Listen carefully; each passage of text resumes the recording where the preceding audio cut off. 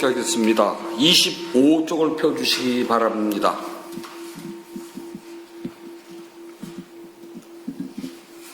용서하여 주십시오. 용서하여 주십시오. 용서하여 주십시오. 용서하여 주십시오. 몸으로 지으나 입으로 지으나 마음으로 지으나 이 세 가지로 인한 모든 허물이 사라져서 병없이 수명이 장수하고 위험이나 원수가 없어지고 좋은 선업의 결과만 생겨서 이러한 입으로 붓다 보배, 담마 보배, 쌍가 보배라는 높고 귀한 세 가지 보배와 오늘 스님께 지극한 마음으로 두 손모아 교만을 없애고 존경을 다하여 합장하여 배우고 예배를 드립니다.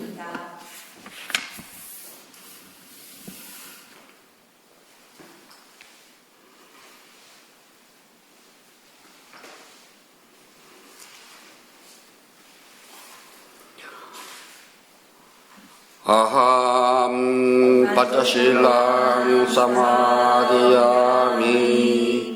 파나디빠따 웨라마니 시카빠당 사마디야미 아딘나다나 웨라마니 시카빠당 사마디야미 까메스미 짜짜라 웨라마니 시카빠당 사마디야미 무사와다 웨라마니 시카빠당 사마디야미 수라메라야 메짜파마다 타나 웨라마니 시카빠당 사마디야미.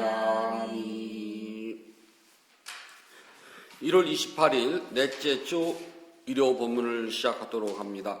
부처님 말씀 함께 하겠습니다. 안구따라 니까야 1권 5번경 얼마나 끊음경 2번 구절입니다. 얼마나 끊고 얼마나 버리고 얼마나 다시 더 닦아야 합니까? 얼마나 끊고 얼마나 버리고 얼마나 다시 더 닦아야 합니까? 얼마나 많은 속박을 벗어나야만 얼마나 많은 속박에서 벗어나야만 그를 일러 폭류를 걷는 비구라고 합니까? 그를 일러 폭류를 걷는 비구라고 합니까? 얼마나 끊고 얼마나 버리고 얼마나 다시 더 닦아야 합니까? 얼마나 많은 속박에서 벗어나야만 그를 일러 폭류를 걷는 비구라고 합니까? 얼마나 끊고 얼마나 버리고 얼마나 다시 더 닦아야 합니까? 얼마나 많은 속박에서 벗어나야만 그를 일러 폭류를 걷는 비구라고 합니까? 네, 편안하십시오. 정말 이 고달픈 중생살이는요, 얼마나 끊고 얼마나 버리고 얼마나 더 닦고 얼마나 해야지만이 정말 자유롭게 될까요? 나을만 하다가 다시 또 재발해서 후루룩 일어나가지고 또 가진 고생을 하는 거 보면은 옛날 제가 어렸을 때 어른 스님들이 아프면 머리맡에 앉아가지고 전생에 얼마나 악독한 짓을 많이 하고 정말 악업을 많이 졌으면 금생에 이렇게 네가 고달프냐 그러셨거든요. 정말 과거 윤회 생수에서 제가 얼마나 남들을 못 살게 굴고 얼마나 악업이 많았으면 금생에 이렇게 다 늙어가지고 몸이 고달픈지 저도 모르고 저도 이건 참여한다고 제가 없인 거 아니잖아요. 공덕을 지어야죠. 열심히 저도 공덕을 짓기 위해서 노력을 한답니다. 세상을 살다 보면요, 뜻하지 않는 일들이 정말 많이 일어난답니다.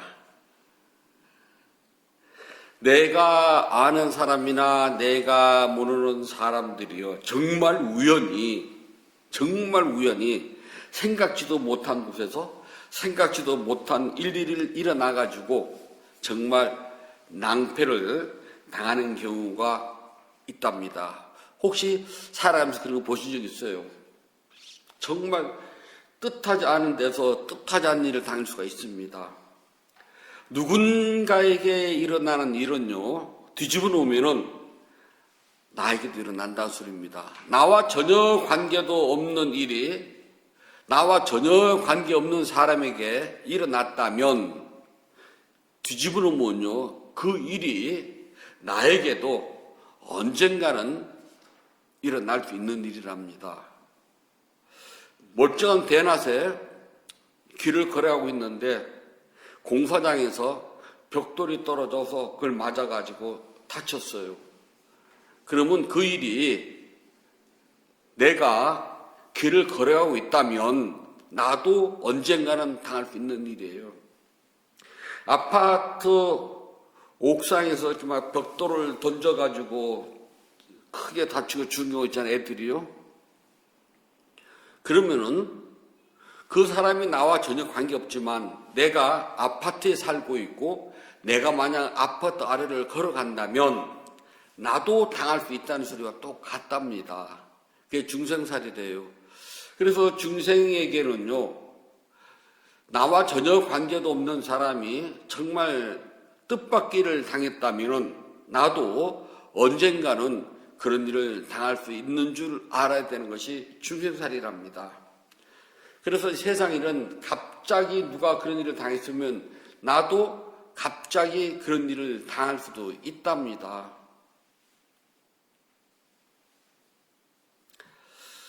자, 갑자기는요, 예외가 없답니다. 하여튼 누군가는 겪어야 될 일이에요. 그리고 그 안에 나도 늘 들어가 있답니다. 어떤 사람의 그러한 정말 터무니없는 일을 터무니없이 당했을 때에 우리는 어찌 그럴 수가 있대라고 했던 일이요. 나도 그런 환경이 있으면은 갖춰질 수 있다는 겁니다. 남의 자식이 뜻하지 않은 일을 당했으면은 어쩜 그럴 수가 있대 그러잖아요. 저처럼 자식이 없으면은 괜찮아요. 하지만 나에게 단 하나의 아들이나 단 하나의 딸이라도 있다면 그 일이 나도 당할 수 있는 일이랍니다. 그래서 갑자기라는 말은요, 다 같이 해당이 되는 말이랍니다. 그렇다면 부처님께서 말씀하신 깨달음이 있잖아요. 누군가 깨달았대 라고 말을 한다면요, 그 안에 나도 들어갑니다. 나도 언젠가 깨달을 수가 있다는 소리예요. 단 수행하지 않으면 안 된다는 소리고요. 요즘 이제 그 절에 가보면은 당신은 부처입니다. 당신은 부처가 될 수 있는 씨앗이 있습니다. 그런 그 달력들 좀 많이 나오더라고요. 아무리 있잖아요. 부처가 될 수 있는 씨앗이 있어도 수행하지 않으면 소용이 없어요. 누구나가 예를 들어서 아주 좋은 씨앗을 가지고 있어요. 그 씨앗이 내 손에 있거나 주머니에 있거나 책상 서랍 속에 있으면 아무 소용이 없답니다. 그거를 실제로 그 씨앗이 필요한 장소에다가 뿌리고 그 다음에 물도 주고 거름도 주고 쓰러지지 않게 지주대를 박아서 잘 묶어주고 그렇게 보살펴 줘야지만이 자라는 것이지 무조건 씨앗이 있다고 해서 열매를 여는 건 아니랍니다. 그래서 한국 불자들이 제일 많이 착각하는 것이요, 씨앗이 있으면 자동으로 싹이 트는 줄 알아요. 그 씨앗이 냉장고 속에 들어가 있어 봐요. 싹 안 터요. 또 그 씨앗을 잘못 보관해서 썩어버리면은요, 소용이 없답니다. 그래서 깨달음의 성취를 누군가가 했다면 그 누군가에는 나도 포함되어 있어요. 나도 그 사람처럼 열심히 닦으면 나도 언젠가는 반드시 깨달을 수가 있다는 겁니다. 단, 닦아야 돼요. 안 닦으면 소용이 없답니다. 그래서 그 누군가와 나는요, 다르지 않아요.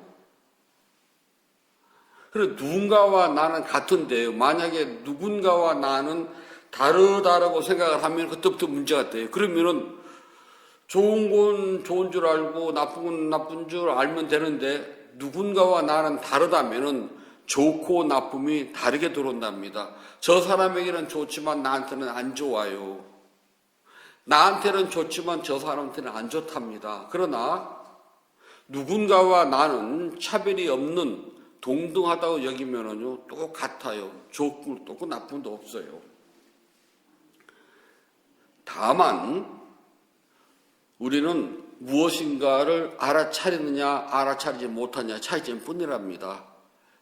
좋은 것을 봤을 때 좋음, 싫은 걸 봤을 때는 싫음, 기쁨을 봤을 때는 기쁨, 화남을 봤을 때 화남, 그것을 알아차렸느냐 알아차리지 못하느냐의 차이. 그 능숙하게 잘 알아차리면 깨달았다고 하고요.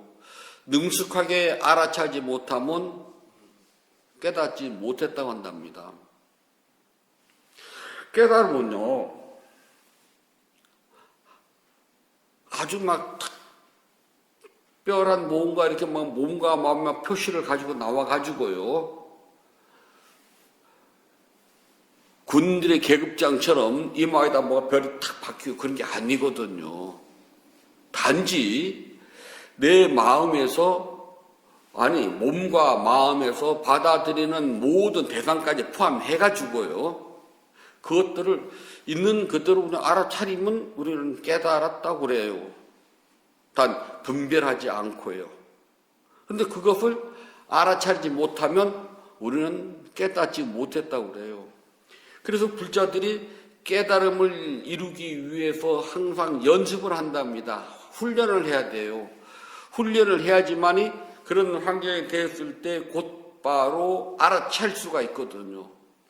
그렇게 잘 알아차리게 되면은요, 깨달음을 처음 들어가요. 그것을 보고 우리는 처음 성자의 흐름에 들어갔다 해서 예류과라고 그래서 예비. 할 때 예자입니다. 같은 류, 동류라고 그러잖아요. 같은 종류. 그러니까 예비, 성자의 예비된 동작이 들어갔다는 겁니다. 성자 예과랍니다. 이제 예비는 됐어요. 요즘 말로 하면 인턴 사원이네. 아직 본 사원이 된 건 아니, 인턴 사원이에요. 인턴 사원만 돼도 있잖아요. 보통 회사에서는 인턴이 됐다고 해서 다들 100% 정사원이 되는 건 아니잖아요. 그런데 수행에서는 있잖아요. 인턴이 되는 순간 누구나가 다 정사원이 다 될 수가 있어요. 이거는요. 예리과에만 들어갔다 그러면은 언젠가는 다 정사원이 다 됩니다. 좀 빨리 되느냐 늦게 되느냐 그 차이점 뿐이에요. 그래서 이 예리과를 수다원이라고 한답니다. 우리 지금 북방에서는 그냥 깨달으면 몰록 한 방에 빡 깨닫는 것 그 하나만 이야기하는데요. 부처님 그렇게 말씀하시지 않았답니다. 부처님은 깨달음을 모두 4단계로 말씀하셨어요. 성자의 흐름에 들어갔다. 수다원. 성자의 흐름에 들어가긴 했는데 아직 완전한 깨달음을 얻은 건 아니에요. 하지만 더 이상의 이 우리 육신을 가진 욕망의 세계에 머물지는 않아요. 그는 즐거움이 있는 정신의 세계, 천상 세계에 머물고 있답니다. 그래서 그 세계에서 좀 닦아야 돼요. 그걸 우리는 사다함이라고 그래요. 네. 조금 더 많이 한 사람은요, 천상세계에서 머물고 있는데 사바세계로 내려오지는 않아요. 이 아나함은 있잖아요. 아니지. 사다함은 사바세계로 한 번은 와야 돼요. 예류과인 수다원은 7번 내려와야 돼요. 그래서 경전에 보게 되면은 7번, 8번째의 생은 없답니다. 그리고 이 7번의 생이 지금보다는 좋아요.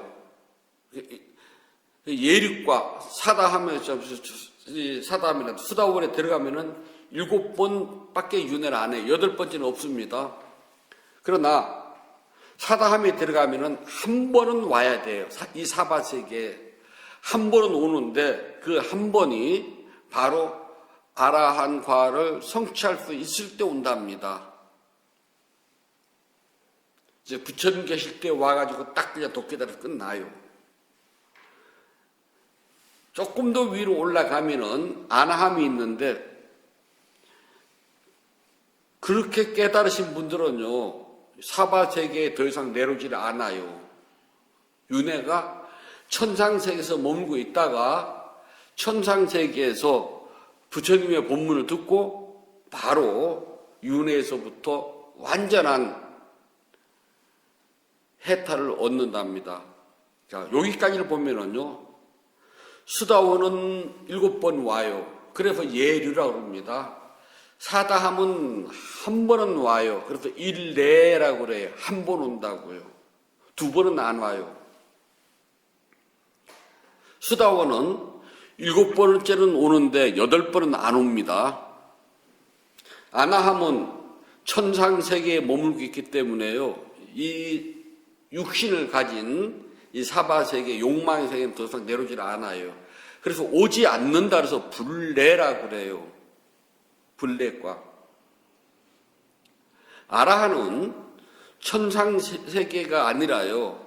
그 어떤 세계에도 더 이상 오고 감이 없어요. 욕망으로부터 완전히 벗어나신 분들이랍니다. 여기서는 제일 아래 단계인 수다원을 말한답니다. 수다원은 아직까지는 욕망이 좀 남아있거든요. 욕망이 있다는 소리는 윤회를 해야 돼요. 7번.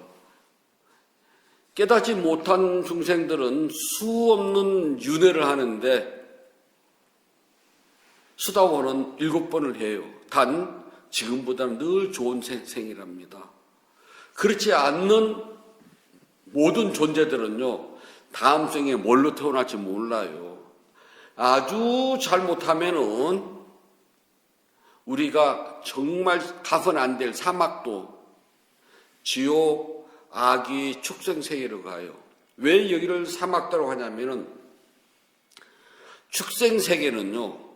어리석어가지고 아무리 축생한테 법을 알려줘도요. 이해를 못한답니다.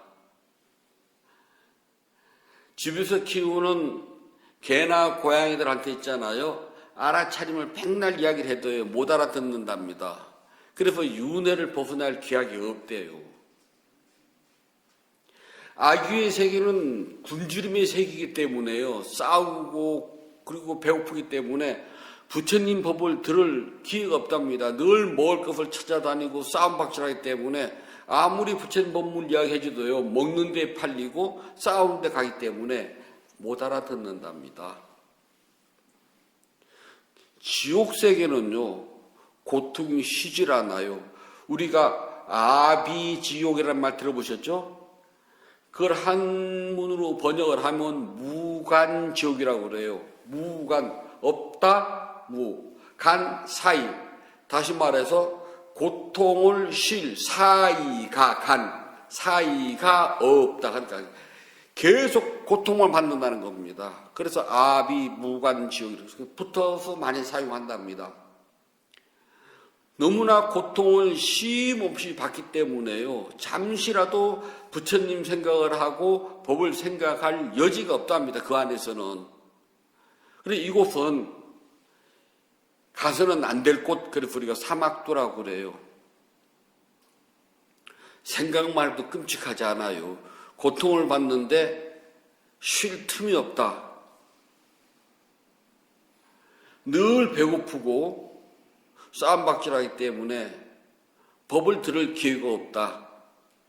설령 법을 듣는다 하더라도 너무나 어리석어가지고 이해를 못한다. 이 길을 갈지 아니면 인간으로 태어났는데 부처님 법을 전혀 모르면서 태어날지 우리 모르거든요. 그런데 수다원이 되면은 7번을 태어나는데 늘 부처님 법을 만나고, 그리고 지금 생보다는, 저도 안 오고 싶지만은 만약에 이 사발생이 온다면은 지금보다는, 금생보다는 좀 좋은 환경에 오고 싶어요. 예를 들어서 제가 있잖아요. 저 재벌그룹 아들로 태어나서 출간했으면 우리 집에서 스폰서가 되실 거 아니에요. 후원자가요. 기왕이면 그렇잖아요.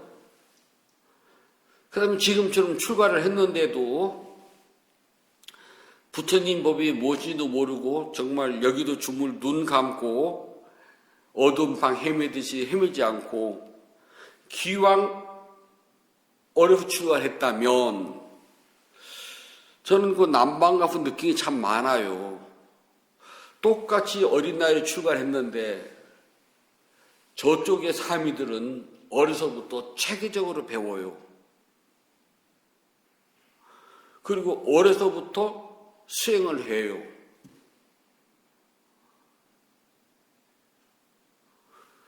그래서 대략 만 20살이 되던 날 비구회를 받거든요. 비구회를 딱 받으면요, 달라요. 나는 왜 저렇게 안 됐을까?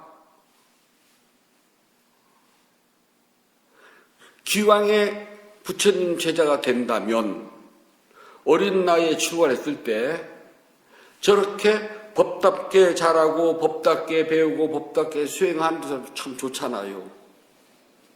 지금생보다 나을 바란답니다. 그런데 거기까지만 가도 우리는 성스러운 무리에 들어가요. 고귀한 존재가 된답니다. 이렇게 고귀한 존재가 되면은요, 뭐가 다르느냐? 사실 밥 먹고 똥 싸고 하는 건 다 똑같아요. 깨달았다고 해서 변하지 않습니다. 단 변하는 게 있어요.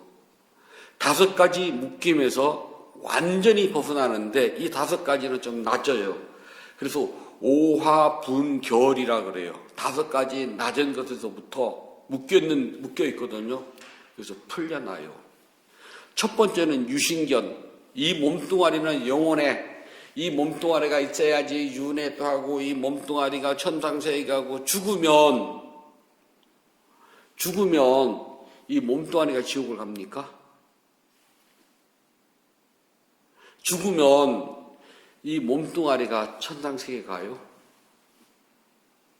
이 몸은 쓸모가 없고 죽으면 끝이에요. 몸뿐만 아니라 내 마음도 있잖아요. 영원하지 않아요. 그래서 내 몸과 마음은 영원한 것이 하나도 없답니다. 일단 우리가 거기에 대해서 있잖아요. 그 어떤 일이 있어도 확고부동하게요. 벗어나요.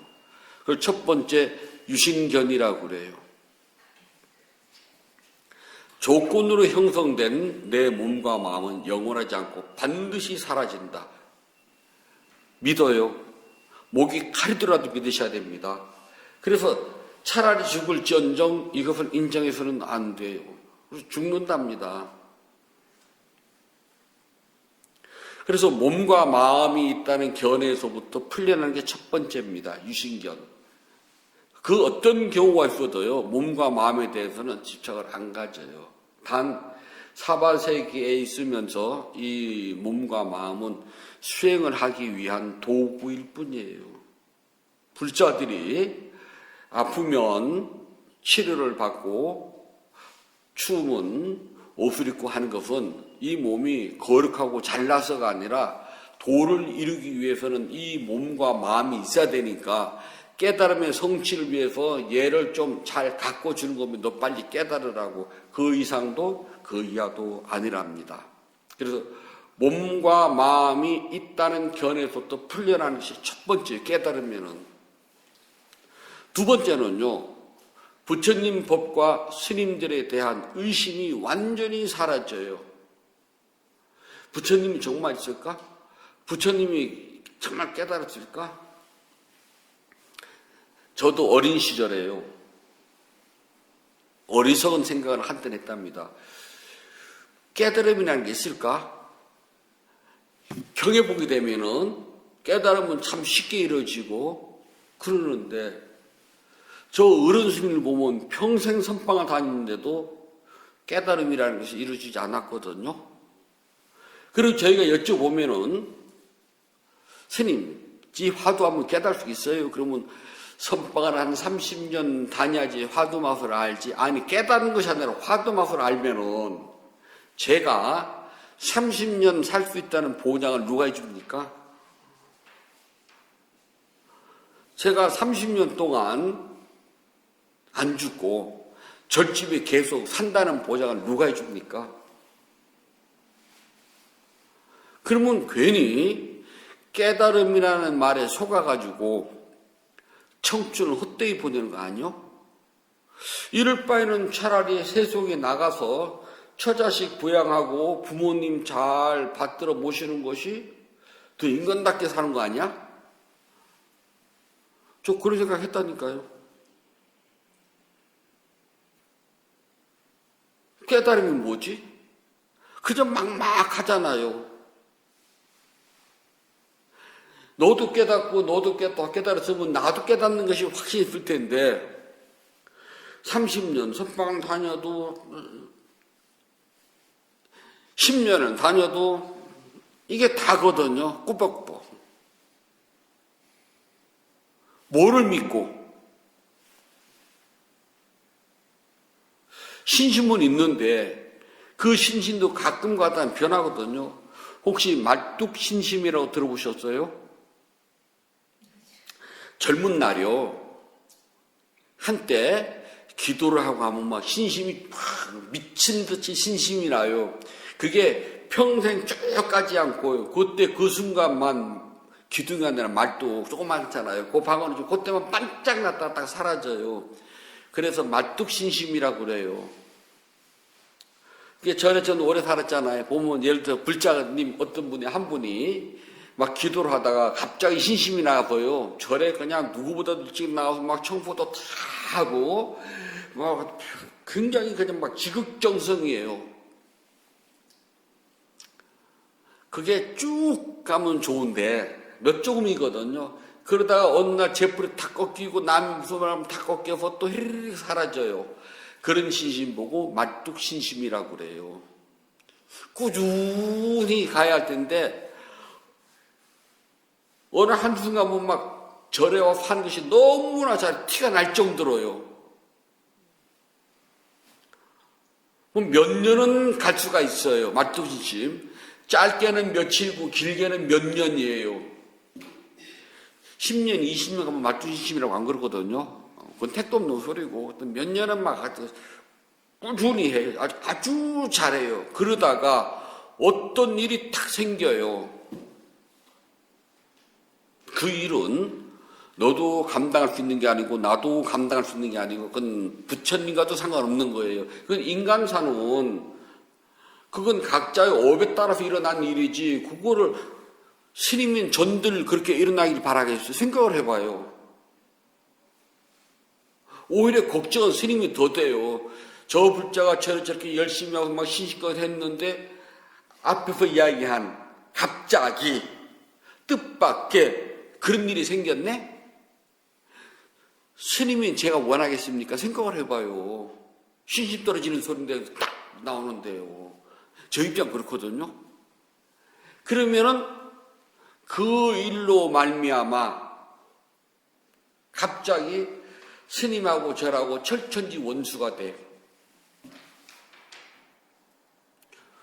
그렇게 되려고 하는 스님 아무도 없다니까요. 그런데 그런 사람들이 있잖아요. 그런 불자들이 또 스님들이라도 마찬가지예요. 보면은 그 일이 생기기 전까지는 누구보다도 열심히 기도하고 누구보다도 열심히 공양하고 누구보다도 열심히 했어요. 했는데 그 일이 딱 생기면 그렇게 열심히 해온 기도, 공양, 정진이 한순간에 딱 무너져요. 이걸 보고 뭐라 하냐면 법에 대한 의심, 붓다에 대한 의심, 스님들, 쌍가에 대한 의심이라고 그래요. 그냥 우리는 법에 대한 의심이라고 이야기한답니다. 한순간 의심인 게 내가 전에 그렇게 열심히 하고 스님한테 그렇게 열심히 했는데 나한테 이런 일이 갑자기 생길 수가 있어? 라고 법 자체, 믿음 자체에 대한 의심이 생겨서 다 무너져 버리는 거예요. 저 수도 없이 많이 봤습니다. 그래서 막 스님들한테 갑자기 잘하면 그러면 저 제일 그러잖아요. 제일 겁난다고. 왜냐하면 언제 갈지 몰라요. 왜냐하면 꼭 그런 분들이 보면은 갑자기 그런 일이 생겨요. 희한하거든요. 그냥 오는 듯 마는 듯 10년을 20년을 꾸준히 다니는 사람은요 그런 일이 갑자기 안 생겨요.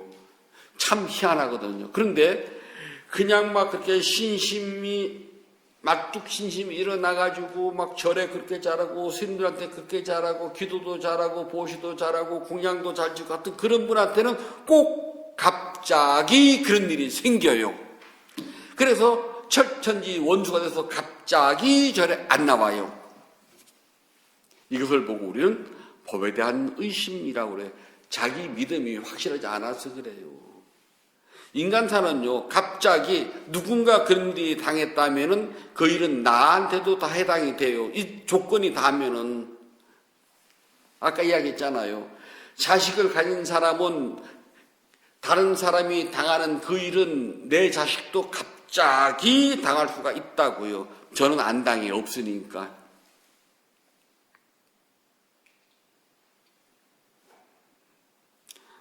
다른 스님들이 대상포진 걸렸다고 그랬을 때, 뭐, 독살 많으니까 뭘 그래. 저는 안 당할 줄 알았거든요. 근데 저도 갑자기 당했잖아요. 그리고 다른 스님들은 뭐 한 일주일, 열흘 병원 다 나았다는데 저는 벌써 몇 달째예요. 만약에 그렇다면은요, 제가 스님이 아니라면은 누구보다 열심히 기도하고 누구보다 열심히 보시하고 누구보다 열심히 공덕을 짓고 누구보다 열심히 막 했던 사람인데 갑자기 이렇게 병이 났다고 칩시다. 안 났어요. 그럼 내가 그동안 절에 한 건 다 꽝이네? 그렇게 생각할 수 있다는 겁니다. 이걸 보고 법에 대한 의심이에요. 법은 있잖아요. 존재하고 있는 모든 것들은 자신이 지어놓은 업에 따라서요. 그건 부처님도 관여 못합니다. 반드시 겪어야 돼요. 그건 자기만이 감당해야 돼요. 오로지 자기만이 감당해요. 별업. 그러나 가족은 같이 그 괴로움을 겪어야 돼. 공업. 그 이상도 그 이하도 없어요. 실제 당하는 사람과 부모인 나와 괴로움의 강도는 달라요. 아무리 부모인 내가 내 자식의 괴로움을 보고 내가 그 괴로움을 막 같이 아파한다 해도요. 당사자가 아픈 것과 내가 아픈 건 달라요. 근데 이번에 제 스님들 만났잖아요. 얼마나 아프냐고. 그리고 어떻게 설명을 하겠어요. 얼마나 아프냐고. 그래 제가 그랬어요. 미칠 정도로 아파. 하도 아프니까 지금은 이제 말을 안 하는 것 뿐이야. 말 안 한다. 표현을 설명을 할 수가 없어요. 그래서 제가 이 이야기를 했어요. 출산할 때 고통이 6이랍니다. 우리 이제 불자님들은 알아듣잖아요. 대상포진의 고통은 10이랍니다. 학자들이 그렇게 연구를 해봤더니 그렇대요. 그럼 얼마나 아프다는 소리예요? 하지만 몰라요. 그것처럼 공업으로서 같이 괴로움은 느낄전정 별업으로 당사자가 느끼는 거는요, 아무리 부모 아니라 부모 할아버지가 돼도 그건 모르는 거예요. 그냥 안타까워할 뿐, 그 이상도 그 이하도 아니에요. 그러나 그것을 가지고서 내가 그동안 절에 다니면서 기도하고 뭐 수행하고 보시하고 공덕행하고 한 것이 다 꽝이네 라고 한다면 잘못이다. 그 법에 대한 의심.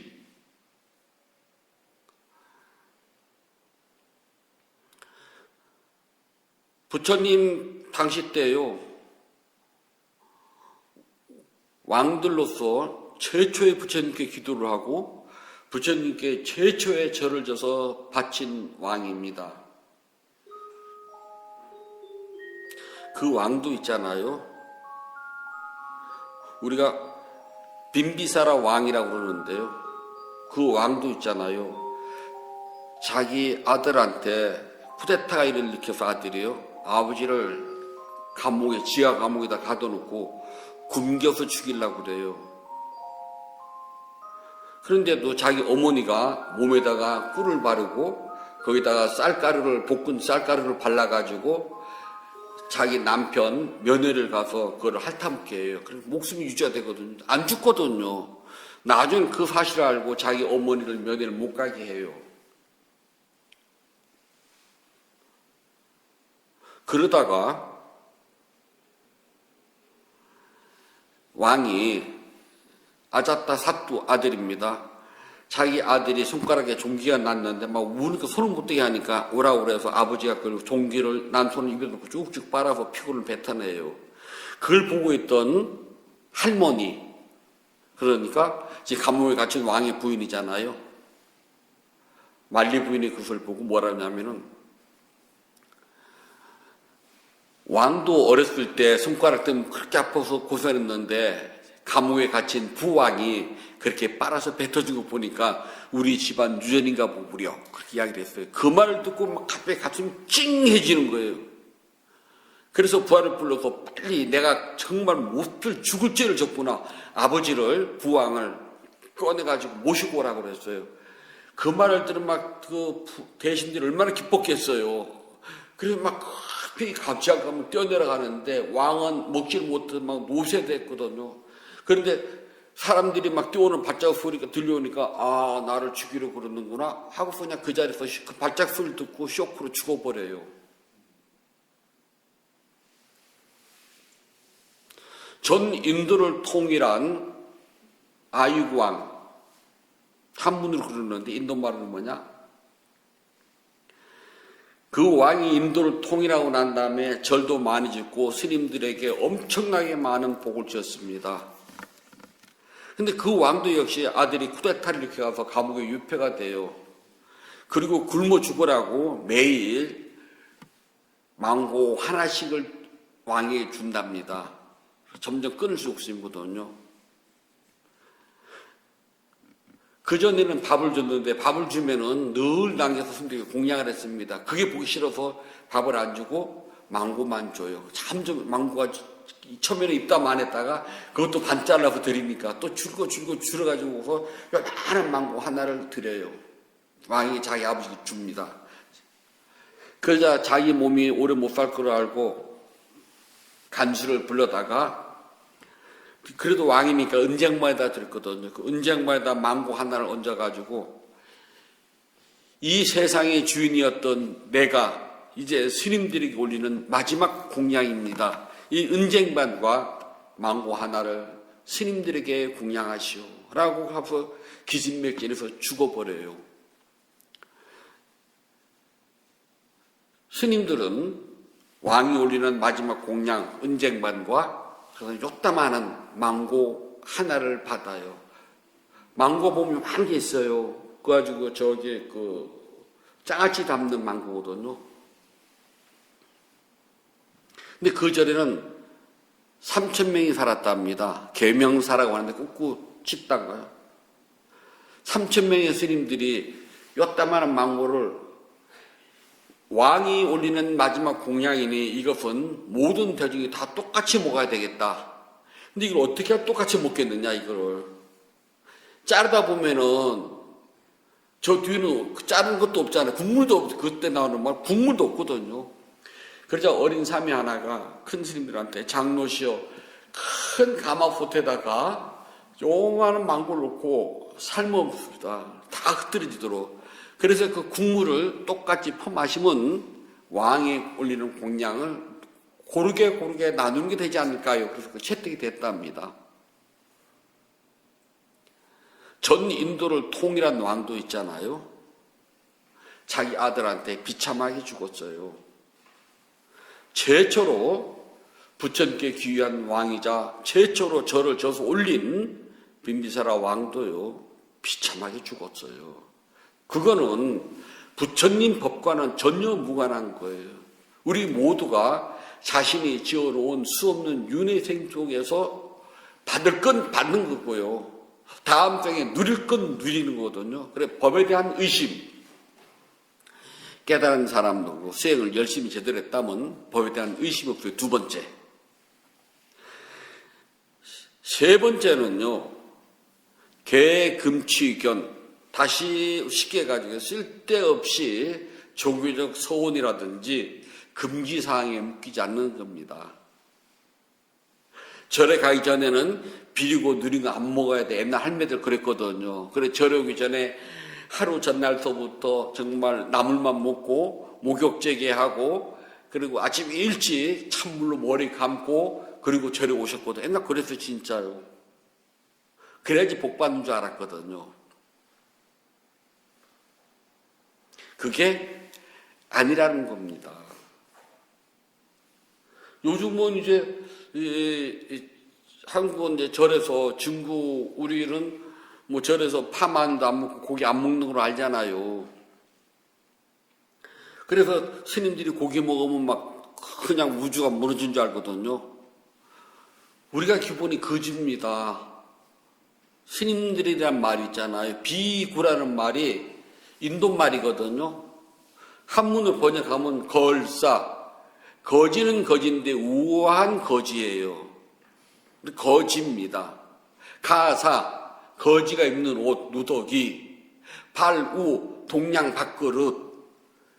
그러니까 거지가 입는 옷을 입고 동양 밥그릇을 들고 이 집 저 집 얻어먹는 것이 우리예요. 부침도 그렇습니다. 그러면 그들이 주는 대로 받아와야지. 고기 빼세요? 안 먹어요. 파마늘 빼세요? 안 먹어요. 그러면 딱 두 번 다시 주겠네. 얻어먹는 주지에 뭐 이렇게 안 줘요. 이 부처님이 먹지 말라는 소리 안 하셨다니까. 단 내 손으로 잡아서 먹지 말라는 겁니다. 그런데 그런 쓸데없는 거, 그런 거. 그 다음에 뭐, 절에 가면 예를 들어서 올해는 동쪽을 향해서 오줌 놓지 말아야 돼. 뭐, 북쪽을 향해서 침 뱉지 말아야 돼. 그런 것을 보고 말한답니다. 뭐, 이사 가면은 뭐, 날 잡아야 돼. 손 없는 날. 아니, 네 손, 내 손 없으면 이사를 어떻게 간대? 근데 뭐, 꼭 손 없는 날 찾거든요. 불자들은요, 날마다 좋은 날. 불자들은 날마다 좋은 날이에요. 그렇기 때문에 달리 날짜를 잡고 손 없는 날 가리고 택일 할 거 안 해요. 그래서 여기서 말하는 것은 개금치견 이걸 말한답니다. 쓸데없는 것. 예전에 다른 절에서 할 때 전화가 왔어요. 아이고 법사스님 우리 이사 가려는데 손 없는 날이 언제예요?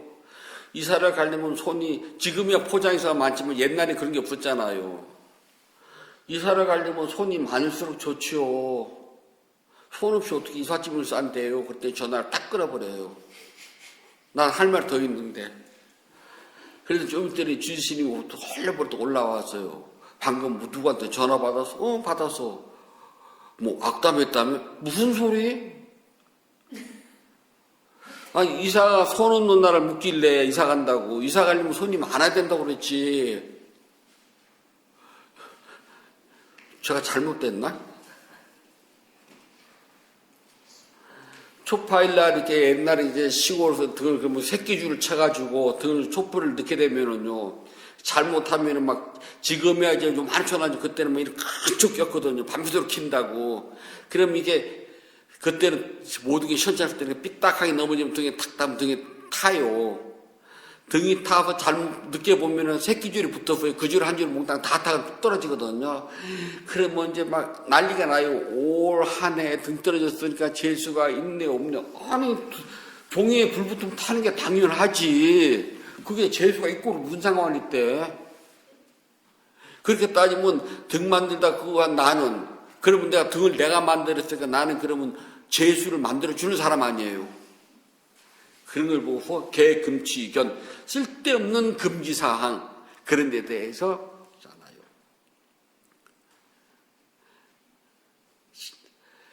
네 번째는요, 잘못된 종교의식이나 맹세 등 잘못된 종교의식, 종교적 행사나 비밀스러운 의식들만, 이제 대한이 지났으니까 곧 입춘이 다가오겠죠. 며칠 안 남았죠. 다른 지역은 입춘날 삼재풀이 한다고 그러잖아요. 혹시 들어보시나 모르겠네. 그럼 이제 신던 양발이나 이제 입던 속옷 가지고 가서 삼재를 푼대요. 바로 그런 걸 말한답니다. 잘못된 종교의식. 부처님께서 그런 말 하신 적 있나요? 그 다음에 삼재는요, 물, 불, 바람이거든요. 이거 없이 세상 살아가나요? 이거 없으면 죽어요. 다만 이게 지나치면 재앙이 되잖아요. 비가 너무 많이 오면 재앙이, 바람이 너무 많이 불어도 재앙이 되고, 불이 너무 지나쳐도 재앙이 되니까 좀 조심하자는 것이거든요. 없어서는 안 돼요. 단 조심하자는 것. 그 이상도 그 이하도 아니건만 그거를 신던 양발에다가 또는 입던 속옷을 가지고 가서 어떻게 하는지 몰라. 나도 어떻게 하지 풀어지는지. 그렇다고 거기다가 머리 3개 달린 독수리 삼재부적 붙인다고 해가지고 풀어지냐고요, 그게. 그것을 보고서 잘못된 종교의식. 그런데 깨달으면 그런 데 대해서 무관님이 택없는 소리하고 있네. 내가 천도한다고 지옥 갈 리가 극락 가겠느냐? 그런 거 없답니다. 잘못된 종교의식이에요. 마지막 5번째는 감각적 욕망에서 나오는 나쁜 마음, 남을 해치려는 마음. 이게 사라져요. 악의가요. 그래서 이 5가지를 묶어서요, 대개 3가지를 많이 이야기한답니다. 첫 번째, 여기서 말하는 유신견. 몸과 마음이 영혼이 있다고 믿는 것이 사라져요. 두 번째는 법에 대한 의심. 세 번째는 개금치견 또는 이까지 묶어서 악의까지요. 그래서 깨달은 사람은 남의 해를 끄게 되고 남에게 해를 주고 그런 것은 생각을 하지 않아요. 내가 좀 손해보고 말지. 수행을 하는 착한 불자들은요, 남에게 거짓말해서 내 이익을 얻으려고 하지 않아요. 내가 좀 손해보고 말지. 이미 그 마음이 있다는 자체는요, 조금만 수행하면 깨달을 수가 있어요. 기도한다고 해가지고 갑자기 로또 복권 1등 당첨되고 그런 건 없어. 그럼 이만큼 많이 안 구해요. 그거 굉장한 거거든요. 천도제 지낸다 그래서 지옥 갈 우리 아버지 어머니가 어떻게 사는지 난 몰라. 그렇잖아요. 그런데 내가 하는 이걸 가지고서 극락 갈 거야. 그런 생각 난 안 해. 다만 돌아가신 분을 위해서 내가 복을 짓고 내 복을 짓는 것이야. 그리고 내가 지은 복이 마치 산꼭대기에 내린 빗물이 흘러내려서 강이 되고 그 강이 바다로 가듯 그 강과 바닷가에 사는 사람들이 그 물로 인해서 조금이라도 갈증이 가시고 이익을 얻기를 바랍니다. 똑같습니다. 그와 같아야 돼요. 그런 마음을 가지고 있다면 잘못된 종교법이 이만큼. 그래서 수행을 하게 되면은요, 어느 정도 수행이 이어지면은 이 5가지에 대해서 있잖아요. 개념이 잡혀요. 잘 모르겠지만은 이건 아닐 것이야, 이런 건 아니야 라고 개념적으로 정리가 된답니다. 그러나 깨달음을 성취하는 순간부터는 여기에 대해서 확고부동하게 딱 생겨요. 그래서 이 오화 분결로 말미암아서 우리는 최초의 깨달음인 수다원의 도와 과를 성취했는 줄 알아요. 그런데 열심히 정진을 하고 법을 듣다 보면은요, 이 오화 분결에 대해서요, 아니라는 건 알아요.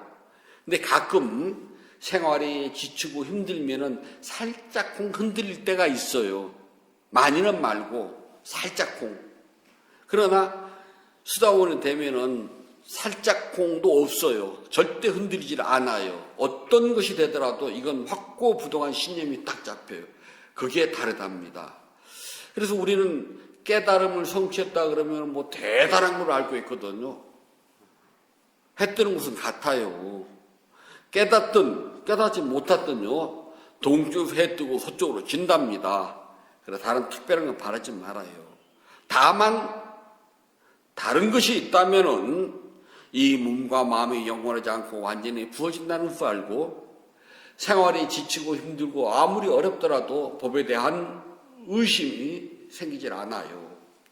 그 다음에 잘못된 종교 의식이라든지 허무맹랑한 금기사항 같은 데 가지고서 묶이지도 않아요. 그 다음에 남에게 해치고 또는 피해를 주려고 하는 악의가 생기지 않는답니다. 그래서 이 5가지가 달라요. 그것이 다르다는 겁니다. 밥 먹고 똥 싸고 한숨 쉬고는 똑같아요. 아픈 것도 똑같고요. 깨달은 사람이 아파요. 부처님도 아프셨다니까요. 단 다르다면은 이 5가지가 확고부동하게 다르답니다. 올해는 여러분들이 조금 더 열심히 정진하시면은요, 지금 이제 이만큼 왔거든요. 여기서요 1mm만 더 나가면 돼요. 그 1mm가 힘드네. 다 왔어요. 1mm. 그 1mm만 뚫고 나가신 분 있잖아요. 항상 그 마지막 그 1mm가 힘들답니다. 1mm만 뚫으셔요. 그러면은 이 5가지 묶임에서부터 완전히 해방이 되고요.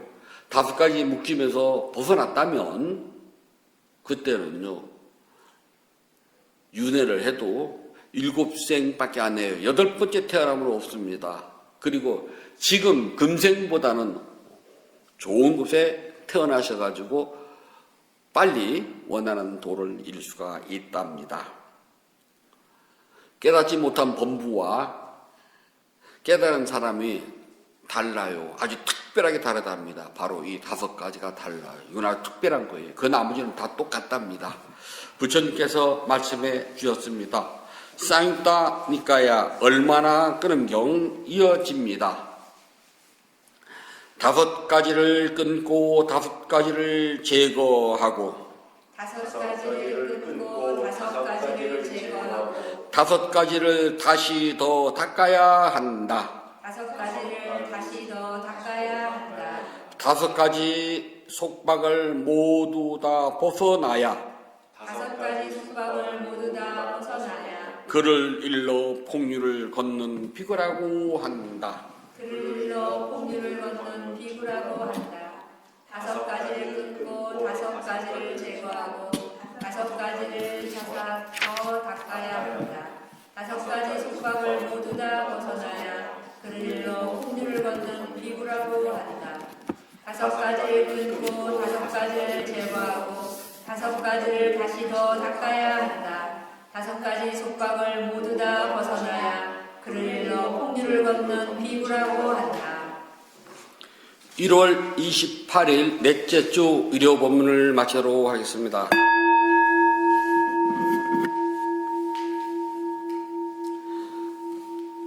법회 향하겠습니다. 272쪽 법회 서원 펴주시기 바랍니다.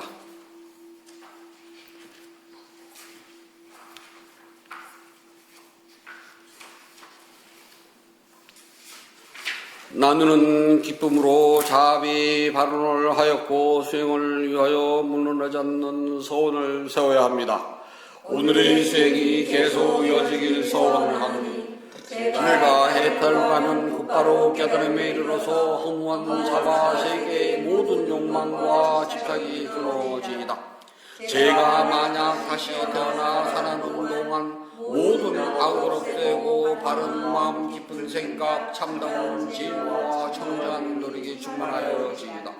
담마에 없는 힘과 제 노력과 실천 수행하는 힘으로 어떠한 마장도 제 가꾸지 않길 기원합니다.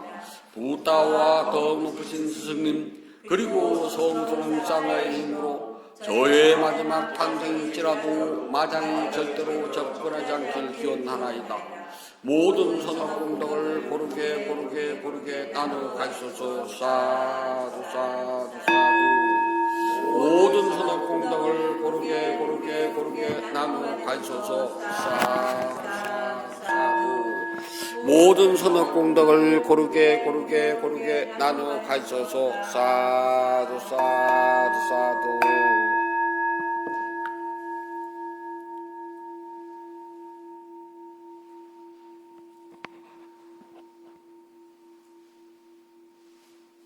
(1월 28일) 넷째 주 일요 법회를 마치도록 합니다. 모두 행복하세요.